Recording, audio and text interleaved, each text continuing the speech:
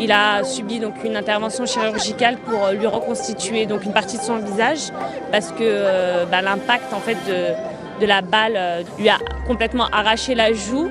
Il est extrêmement sous le choc, comme nous tous d'ailleurs.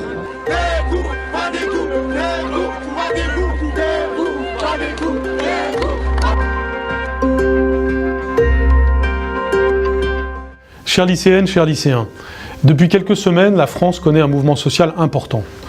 En démocratie, on peut exprimer son désaccord, c'est bien normal, mais depuis quelques jours, cela a pris un tour nouveau, un tour violent et dangereux. Et dans les circonstances actuelles, mon devoir est de garantir que vous soyez protégés, ainsi que nos établissements.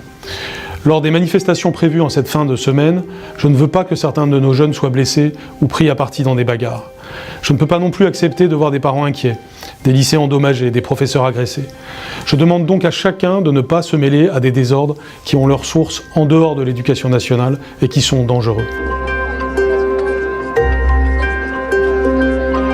Hier, mon neveu s'est rendu à son lycée. Il ne s'est pas rendu sur un terrain hostile, il s'est rendu à l'école.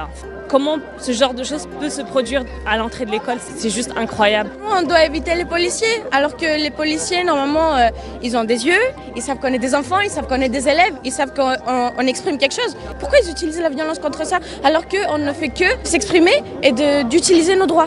Ok, on fait des blocus et tout, mais c'est pas pour autant que la police devrait utiliser ses armes contre nous.